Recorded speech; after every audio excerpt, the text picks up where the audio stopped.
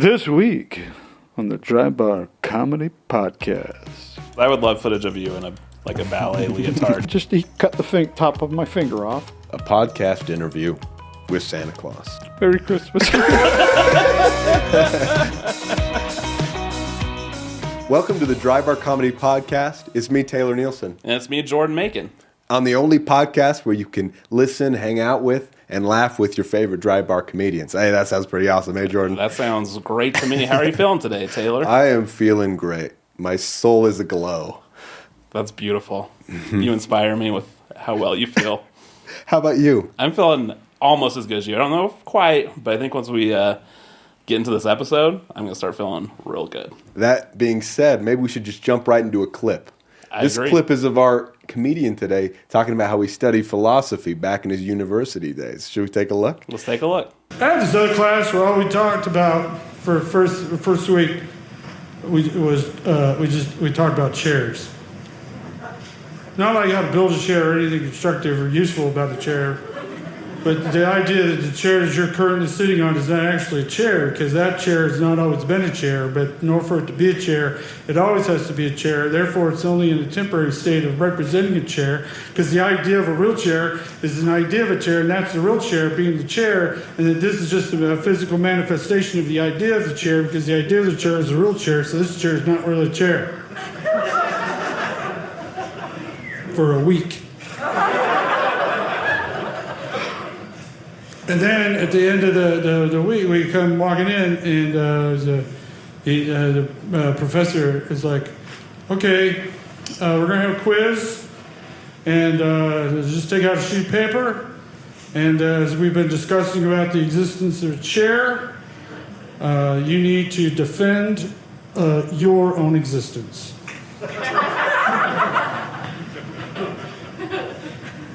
Sitting there thinking, man, maybe it's not too late to go change my degree to something real, like, English. So I just started thinking about it, and then I just got up. I got up and started walking out, and the professor said, hey, excuse me, where are you going? And I was like,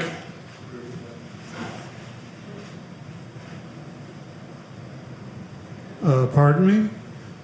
Who are you talking to? It was hard to you. Me? Yeah, you. Well, I guess I got an A.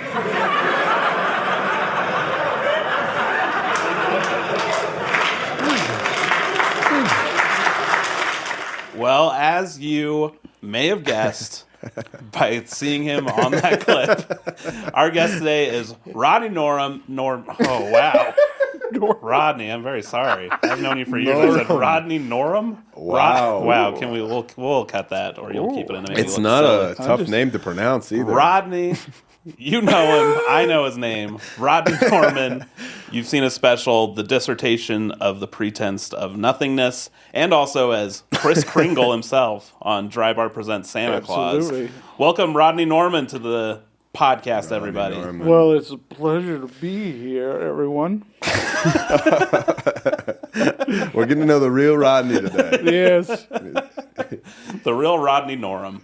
Like I just said before. I like how you nailed his special title. Norum. Where all the words are over 5 syllables. I was kind of stressing about the title. I think you probably have the most syllables. I didn't know they were going to go with that. It's a great name. They said, what do you want to call this? I'm like, I have no idea. And so I just threw that out. Thought, yeah, they'll come up with something better, I'm sure. No. Here at Dry Bar, we don't come up with something better. I just thought I'm going to come up with the most obnoxious and pretentious title for a comedy album I could come up with. The Dissertation of the Pretense of Nothingness. Wow. 13? You owe me a soda, jinx. Give us any word, Rodney. We'll give you the silver count. No problem. This is That's the entire podcast. Is we just break down everything by syllable. Yeah, that's perfect. 3. That would be interesting though to rank, see which dry bar Special does have the longest title. I think the fans have been asking for it. There's been demand. It's one of those questions they didn't know they were asking, but they want to know. But my money's on you. I'll take it. Whatever it takes, man. Well, Taylor, you take it away. We've been talking right at the same time all episode. is that a sign we're in sync? Or, yeah. So from that clip, we learn that you are not only a comedian, but have a background in philosophy. Yes, absolutely. Yes. That's my job. That is, I saw that as I was studying philosophy. I thought, how do I reach the masses? How do I really take the essence of philosophy to the people? And I thought, stand-up comedy is the only way. Comedy. It's the only way. There you go. The philosophy major to stand-up comedy pipeline is as strong as ever. Absolutely. I will say I love your bit because I think I took 2 philosophy classes, and both of them had major sections on the essence of chairness and Yes. what constitutes a chair. Yes. So you I say don't know discussed why. I don't understand it, but with philosophers, we are fascinated with the idea of what a chair is. Well, prepared you It for goes this all the way back podcast. to Aristotle and Socrates, and that's where the idea of forms. Have you ever heard Plato's idea of forms? As he was trying to explain that, well, things have to be somewhere to be able to be real, but we're not. None of this is real, but something out there has to be real because we're a simulation. But it has to be based on the simulation has to be based on something that's real. So that something real has to exist somewhere, but it's not here. Where does it exist? I don't know. It's in the cloud. It's in the cloud. Like the There you Apple go. Cloud? Yeah, like it's in the cloud. You have to download it. Yeah, and even I'm a communication major, and I appreciate that your punchline about a real major being an English major. I feel like most people would go with communication. So take that, great. English. Wow. Even in communication, I think when we talk about us assigning meanings to things, chair is the one that gets. I just don't know why chair's the object for all these things. Like it's only a chair because we all agree it's a chair, right? Yeah.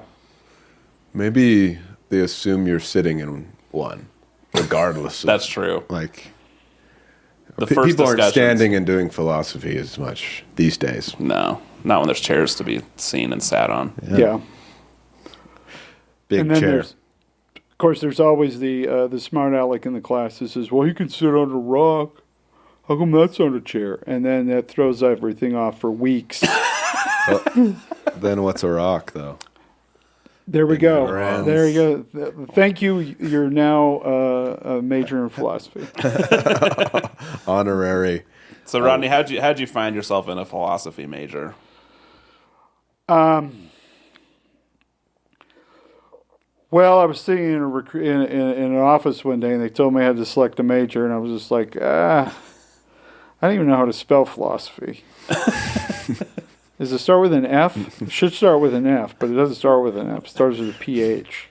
And I thought, that's kind of pretentious. I thought, that's what I want to do. I want to do something. What's the most pretentious thing I could study right now? And that's philosophy. And so that's what there you go. Because, everybody talks about, I got a communications degree. I got a computer science degree. I was like, philosophy.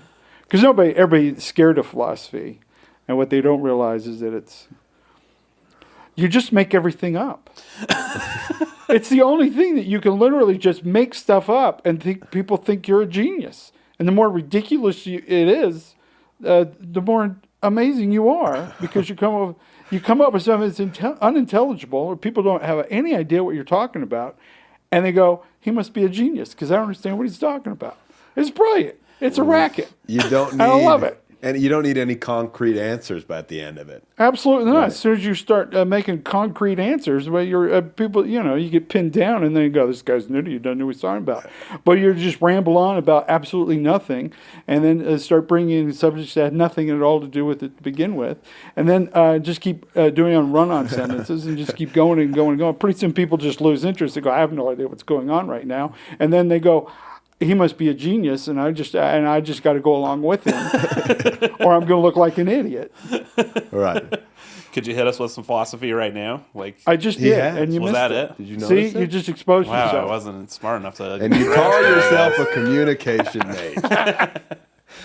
Oh, that was a philosophy on the etymology of philosophy. I don't know what that word means. It was meta. It was meta. It was Meta philosophy. philosophy. Wow. So I do feel smarter listening to it. Yeah. Yeah. On the hierarchy of unmarketable degrees, we've got a communications major. Hey, I'm not saying I agree with that. I think that's a stereotype. Okay. Just because I probably have communication major people watching this. Film major, Philosophy. philosophy major. And I would say that the philosophy program you developed probably one of the best in the country. Wow. Because when you graduate, they prepare you for the real world of philosophy. Because not only when you graduate do you have your degree, but you're also UVU is going to bury this podcast. Yeah. We're in lawsuit territory. Uh-oh. Oof. I think I'll take it. we just need to get a dance major on here next, and then. Oh, I studied dance for a while too. Did you really? What kind Well, I of was ones? doing theater and dance was part of it because I was going to go into musical theater, and so I started. It was weird because I was older when I went back to college, and the professor or the teacher of the dance class was a girl I went to school with in high school.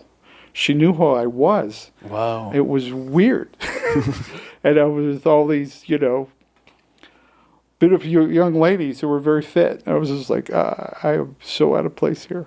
What kind of dance was it? It was modern dance. Oh, man. So I learned how to express myself Whoa. through dance. Did you see that, Jordan? I was moved by it. Well, You didn't learn that in philosophy class, what you just Yes. said. No, I took back when I went to Stone College when I first got my I went on a debate scholarship, and I was also I wasn't on the football. I was like a manager for the football team. I was like a water boy for the football team. Manager's a nice Well, one. my job specifically was I videotaped all the practices and I videotaped all the games and stuff, right? And so I had one of my roommates was a football player. He was on the team. He was a lineman, and he took a dance class. He was taking ballet, and he told me you need to come take ballet with me. I'm like, I don't think I want to study ballet at all. And he says no. He said just come with me for one class. Right. I said okay, sure. I had this spot open, so I went. And it was me, him, and 30 of the most fit, beautiful young women in the world. And the first day, they had me picking them up. I'm lifting them up over my head. And I mean, just one after another. I'm just like, wow. I think I'm in heaven. And they, at the end of the class, the gal, they offered me a dance scholarship. Wow. Debate you were a scholarship. prodigy. Dance Because scholarship. I was working out, and I could, they're all like 85 pounds. I mean, it was like it's like, and they were just excited I could lift them, and so that was my whole thing. They wanted to give me a degree because I could.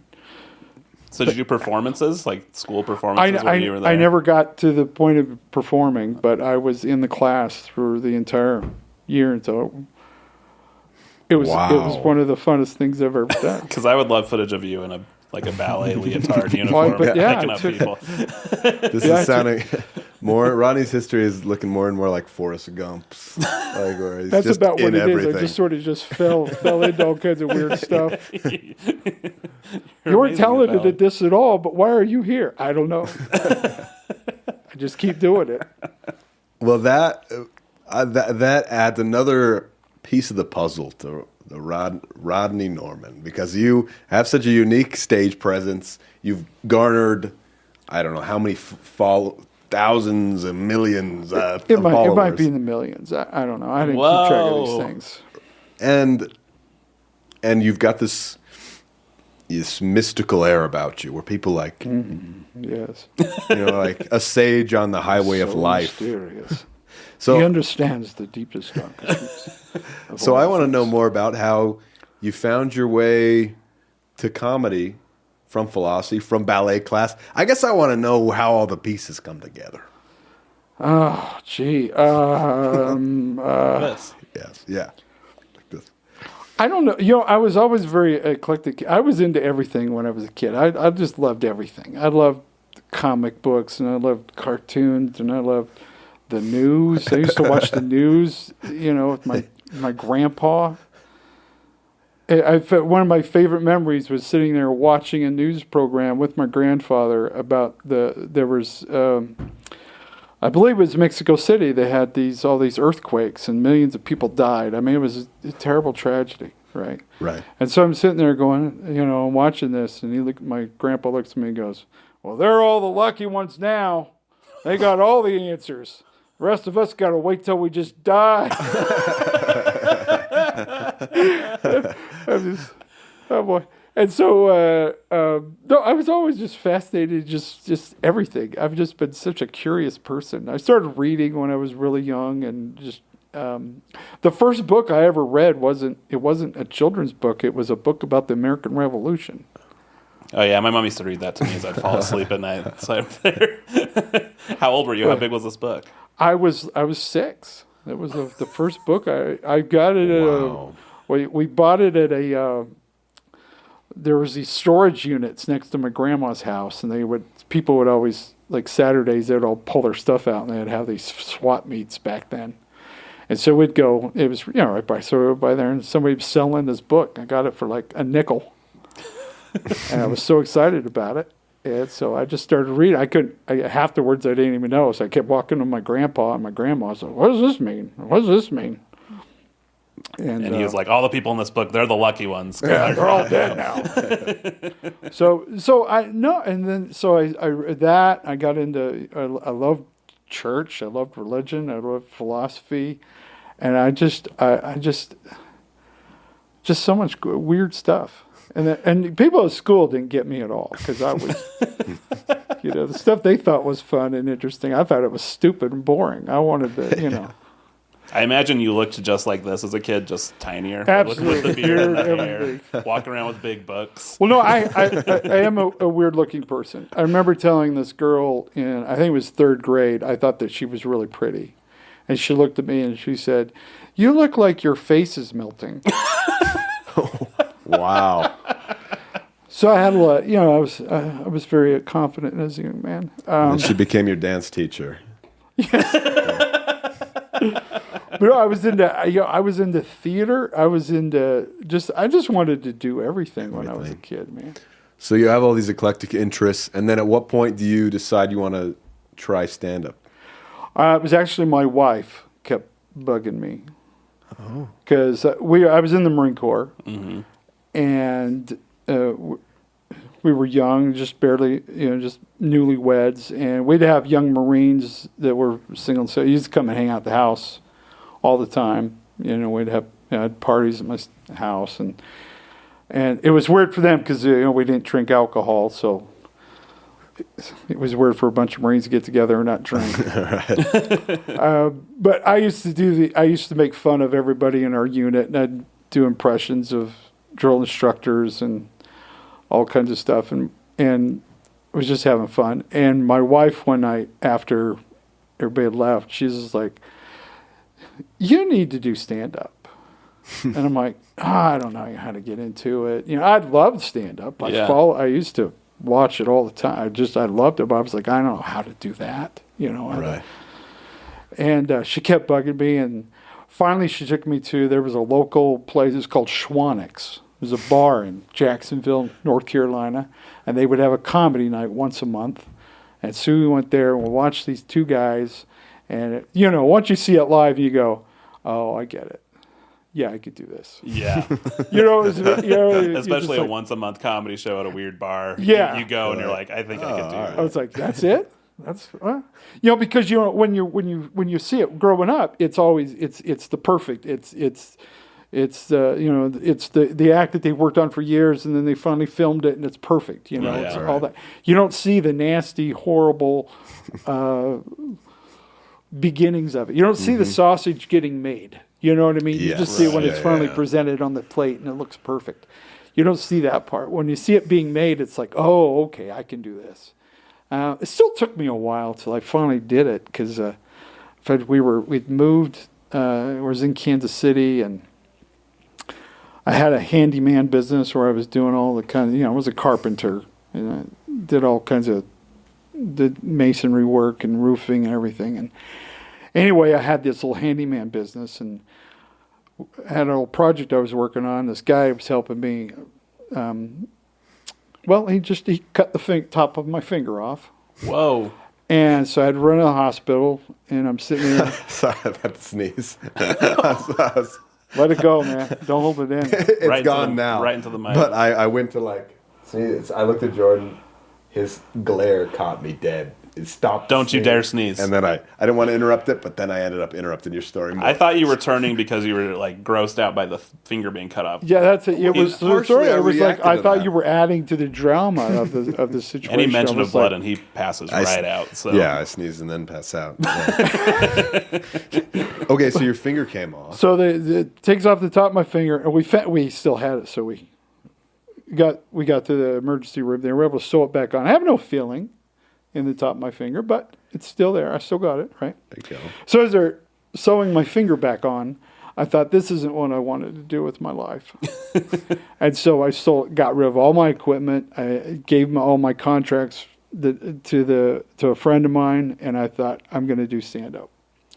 And the wife was all on board, and so I wrote a few jokes, found an open mic, got up there, got a couple chuckles, and thought, this is it. This is my calling. This is what I'm doing forever. you didn't fly back to Schwanix to do that show for your first show. I would like to go back. I need to go back to Schwanix. Do you think Schwanix is still around? What was the place like where you did your first stand-up set?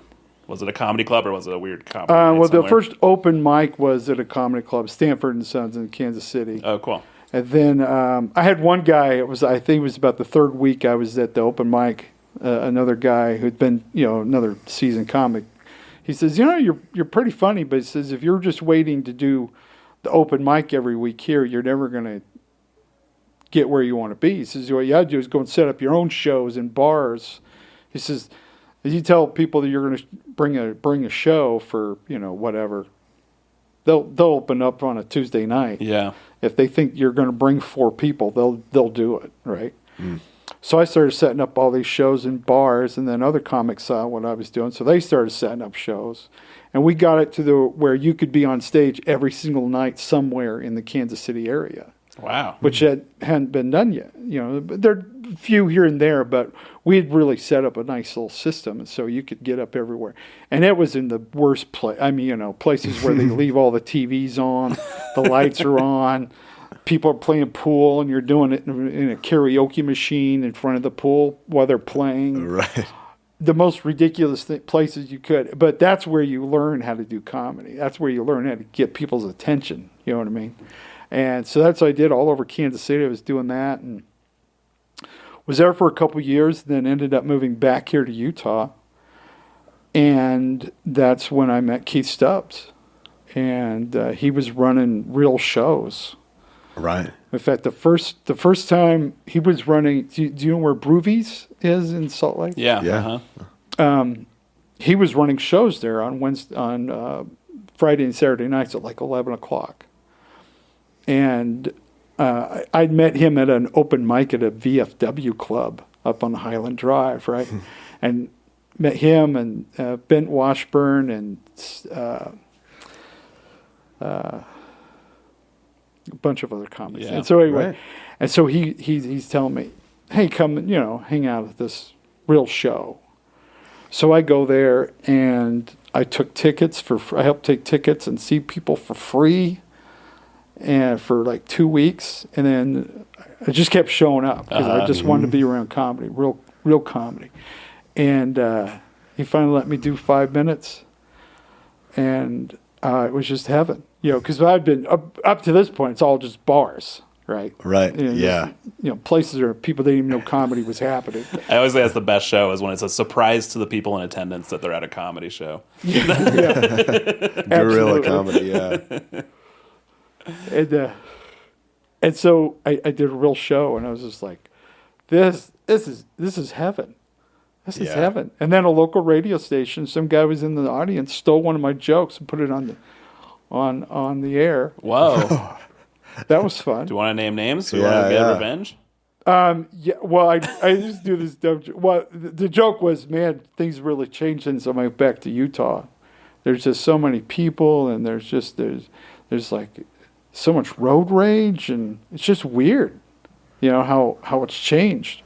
And in fact, the other day I was going to church, and the parking lot was full, and I was trying to find a spot, and I finally found one, and I went to turn into it, and this other guy comes around, cuts me off, takes the spot, gets out of the car, and flips me off at church.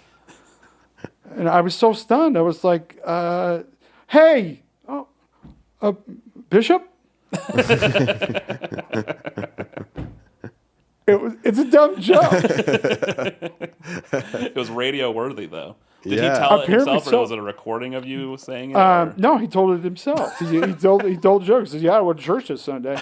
I didn't know about it until like the next week. I do the show. I'm doing the show, and I did the same joke because it's a new audience. And did the joke. So he said, "Hey, I heard that on the radio this week." And I'm like, "What?" And so I went and talked to him and found out, there was like 6 or 8 people in the audience that heard the joke on Monday. They thought I stole the joke. Like, what is going on here? Yeah. That's like a very Where are early these edition on the Kellen episode. He was talking about how on like reels and stuff, people can use your clip now as audio. Yes. And people lip sync it, and then he was getting told he was stealing somebody's joke when it was his recording. This is like the early before social media version of that. Yeah, That's yeah. wild.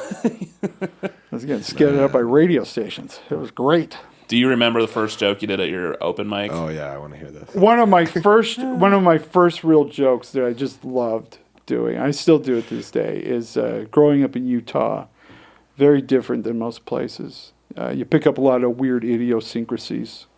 Like to this day, I can't sit through a boring meeting without this uncontrollable desire to eat Cheerios from the Ziploc bag. That was one of my favorite jokes that I ever wrote. That was one of the first ones. I love that. And I'm picturing you eating Cheerios to this day. I hope that joke is factually Oh, accurate. yes. Yeah. Well, my favorite one was Fruit Loops, to be honest with you. Yeah. A little more zing to it Yeah, than a some little more. Cheerios. Yeah. A little more of a crunch. Yeah. They're bigger. Well, it's got to be Honey Nut Cheerios. You don't want those plain ones with no flavor. Yeah, I like them. Honey. They help with your heart, too. It says so on the box. I'm picturing the box. Oat grain. It's all about the oat grain. So, Rodney, I Man. feel like we're putting the pieces together. As Okay, Taylor another did piece. before. All right, what do we got? What are the pieces so far, Jordan? Well, we have philosophy, Marine Corps, Marine Corps comedy, Kansas City, Kansas City, Carpenter. Jacksonville. Carpenter. You have lived 1,000 lives. Yeah. Yes, I have. But what I wanted to get to is that, because what really made you blow up was kind of doing these simple philosophy videos online that people love, and that, in my recollection, tell me if I'm wrong, what really was like, whoa, Rodney's like taken off was when Howie Mandel stitched your video. Was that kind of the first big he thing did. that happened? He stitched 3 of them. Oh, you did 3 of them? That's Yeah, insane. I did 3 of them. That was really what. I mean, it was. I was already on an upward trajectory. Right. But that's what really set me off on TikTok was when he stitched those 3 videos. So that was pretty crazy. Yeah, how did that feel on your end? Bizarre. Well, the first time somebody sent it to me and they said, "Hey, did you see this?" And I thought somebody had taken my video and added it to something Howie Mandel had done. So I thought, "Oh, that's interesting." And then I realized, "Oh no, Howie Mandel actually was reacting to my video. He posted the video." yeah. And it just blew my mind. I was like, "Wow, this is crazy." So and at the same time that was going on, I had been contacted by America's Got Talent about being on the show. Oh, really? Is he hosting currently, or was he? He hosting? was. He was. So I wasn't sure if there was a connection, but it turned out it was the gal who they recruit. I don't know if you knew this. They recruit people. They go find acts. I It's did. not Yeah. just- I got recruited once. Yeah. It didn't make it past the initial room you sit in with a camera, but Yeah. it felt cool to skip the line. Yeah, and I got recruited once Yeah. too, and that was really awesome. Which host?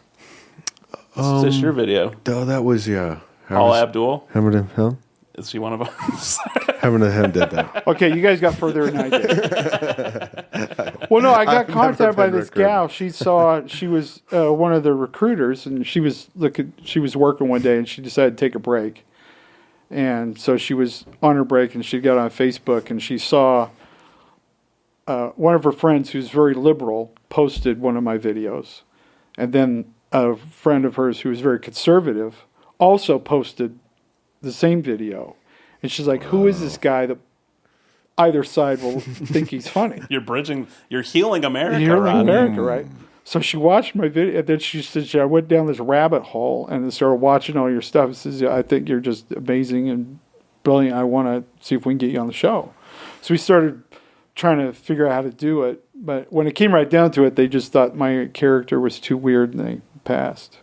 Dang it. I think that was a missed opportunity. On Yeah, their I part. got up Definitely. to, I guess I had like this was back during COVID, so everything was just, it was an interview by Zoom. Oh, weird. All right. Yeah, so, That time. but they were just like, Were thank they you very do- much, but I think we're going to go a different direction. At that time, were they doing like a Zoom interview version of America's Got Talent?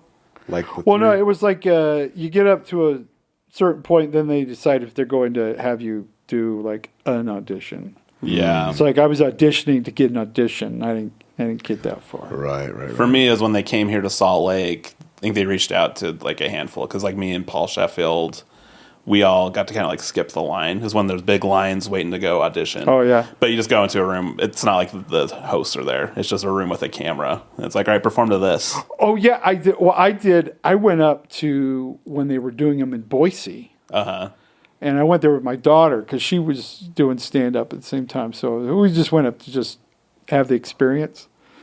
And yeah, you have no idea what's going to happen. All of a sudden, you get called in, and you go into this room, and this one intern who looks like he's 12, and the camera set, and they go, okay, whenever you want to go, you could start. You have 90 seconds.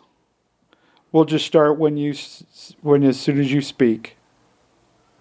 90 seconds isn't a lot. And then of time. you go, and then at 90 seconds, he's okay, you're done.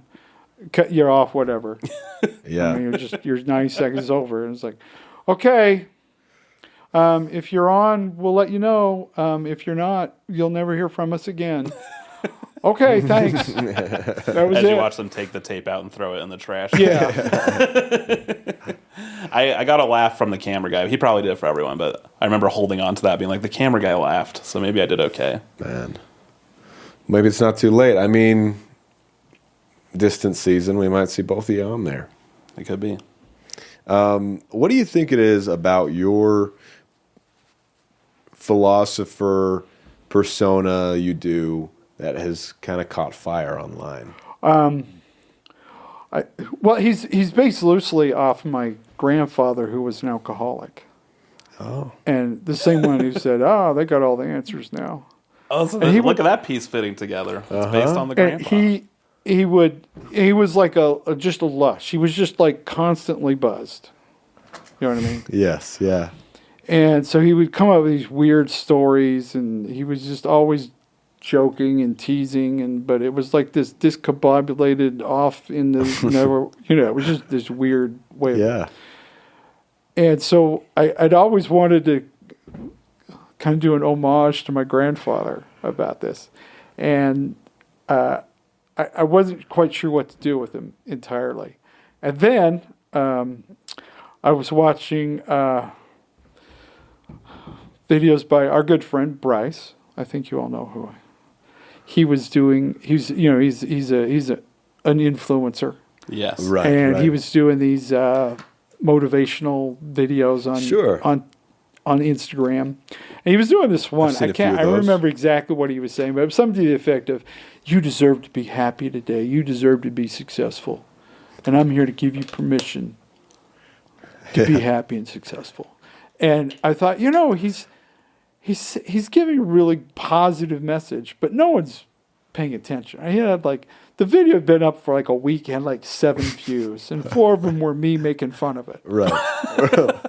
And I've told him all this, so he knows. And it just struck me. I thought, because Bryce, he works out. He works great. He's got a hot wife. They got a great, big, huge, beautiful home. He drives a Ferrari. I mean, Yeah. Watch his videos and go, this guy doesn't know anything about my life. And I thought, and that's when it just dawned on me. I was like, that's it. My drunk grandfather is the world's worst life coach. Oh, that's great. And so I just started working on it. And I'd done a few videos before, but they just, didn't really go anywhere. And then when COVID hit, I had nothing else to do. And so I just started making more videos as him. And I'd grown the hair, the beard out even more because I was working on a thing about doing a Santa Claus stand-up. Right, And yeah. so I started growing the beard and hair out. And then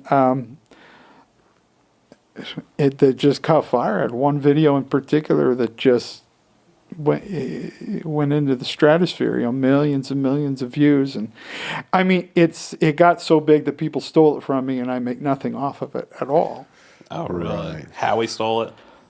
Is Howie Mandel's getting your paycheck right now? Probably could be. I don't know who's making money. Facebook keeps telling me that it's like over 300 million or something. Gee. And I've got no money from it at all. Not a dime. Zuckerberg, fix this Yeah. right now. Zuckerberg watches. Oh, yeah. Mark. He's I feel like fan. people keep copywriting my videos, and then I get copyright strikes for posting my own stuff. Well, we run into that too at Dry Bar with the videos we post, that random people copyright strike stuff that we posted, and so something needs to be done. You have to keep fighting it, and you feel like a jerk because it's like I keep having to send out cease and desist letters. I'm going, I just want to tell jokes. Yeah. Yeah. And make a little money off those millions of views would be cool. It'd be nice. Yeah. Did Howie ever reach out to you and to ever DM with Not Howie? once. Not once. just stitched a few of them stitched and 3 of moved. my videos, and that was Stitched the and end of our ditched, huh? relationship. The old stitch and ditch. Stitch and ditch. Was your look inspired by your grandfather too? No, he was actually very. He looked like,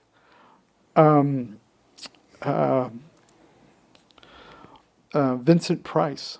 Oh, really? I mean, he was always dressed to the nines. My grandfather always wore a shirt and tie. He was a railroad engineer, Okay. and he would still wear a suit when he worked on the railroad. I mean, he was just a very dapper, good-looking. He had like the pencil-thin mustache. Yeah. I mean, he was just a very elegant man. Are you sure he wasn't an old-timey villain that was actually just tying women to railroad tracks? He could have been. He could have been. He's got to go work on the railroad. Let me engineer a new trap for the railroad. But so it was like part of it was him, but then part of it was just sort of just how I looked at the time, and it just sort of Right. worked out this way. Yeah, it came together. Well, tell us a little bit about your experience being Santa Claus. That's a big responsibility, burden on your shoulders. That was one of the funnest things I think I've ever done. Really? Yeah. The Dry Well, I Bar have- special, or just being Santa Claus in general? Just being Santa in general. Well, I had a cousin who he was just a year older than me. He was the same. He was the cousin that I used to hang out with my grandpa all the time. He was teased both of us all, and we used to just make each other laugh all the time. We were always creating skits and doing all kinds of weird stuff together. I mean, he was just fun growing up with him. And he started working for Sears when he was in his 20s. And they lost their Santa Claus. I don't know if he died or quit or whatever. But he comes to work one Saturday and they're like, we don't have a Santa Claus. He quit.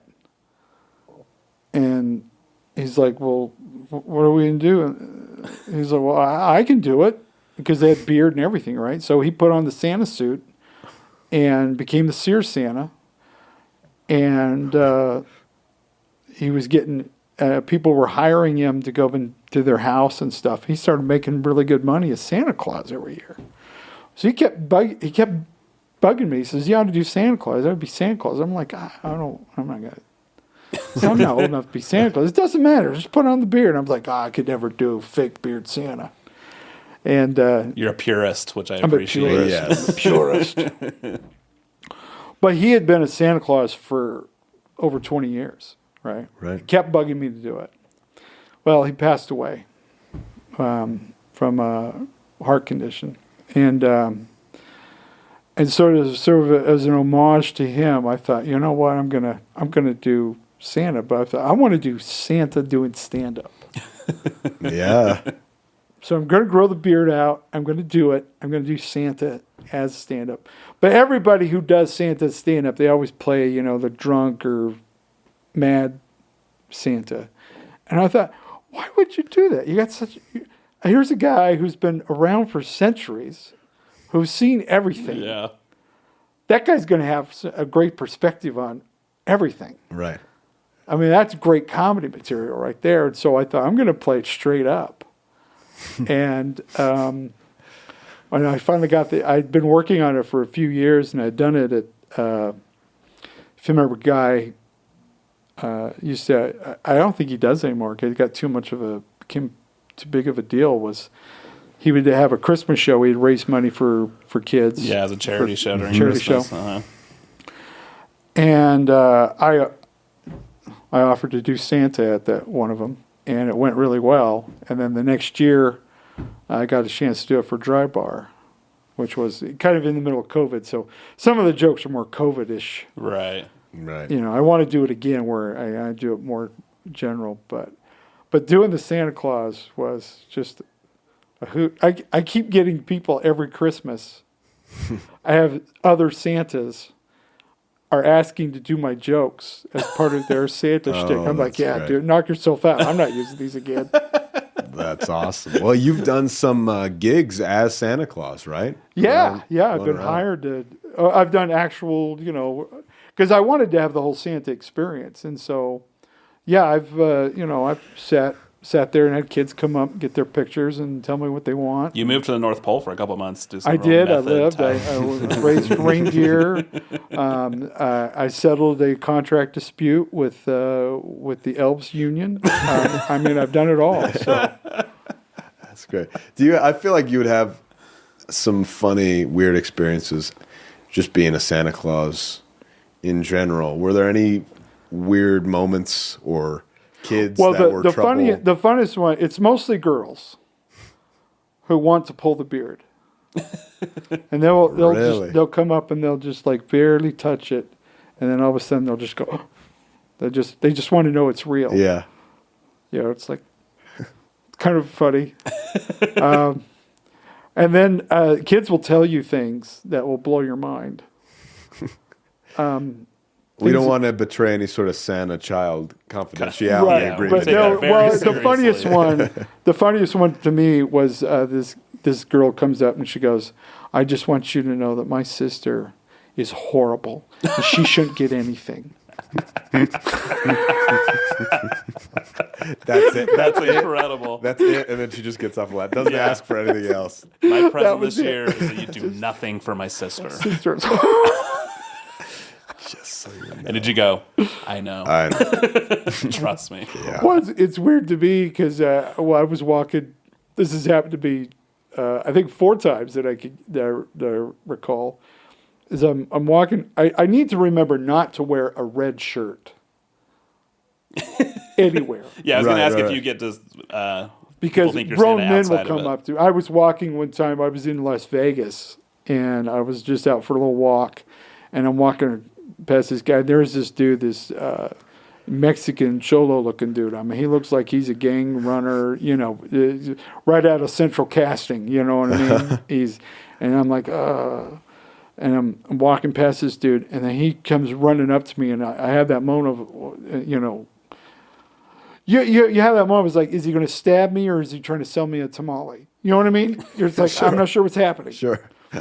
And he comes up, and then he just gets right up to me, and he's like got this real stern look on his face, and he goes, "Hey man, I really want to get one of those Evil Knievel jumping motorcycles. I never got one when I was a kid." And I just started laughing, and I look at him and go, "Come on now. You know, you've been on the Nautilus for a really long time." So that's my response now. That's great.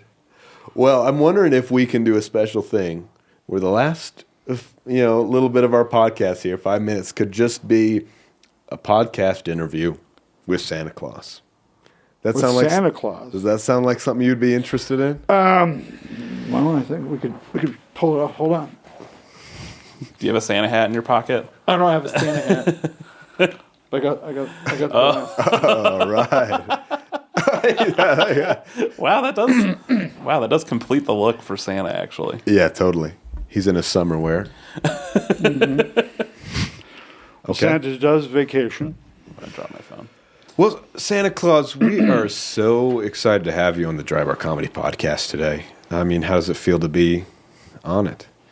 It is an absolute honor. Thank you so very, very much. It is a pleasure to see you young boys once again.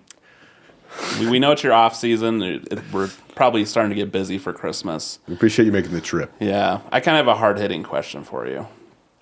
Why coal? And why not a more renewable energy resource for children? Very good question. Now, I will be honest with you. We did deliver coal to those undeserving souls. But sometime during the early 70s, when Nixon instituted the Environmental Protection Agency, we found that getting coal was actually much more difficult to obtain.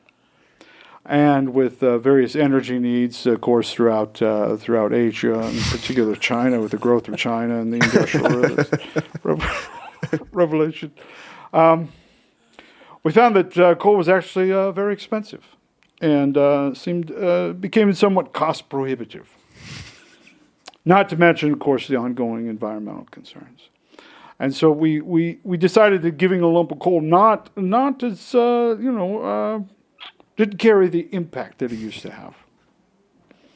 And so then we decided to make some changes. And so now we just give out Applebee's gift cards.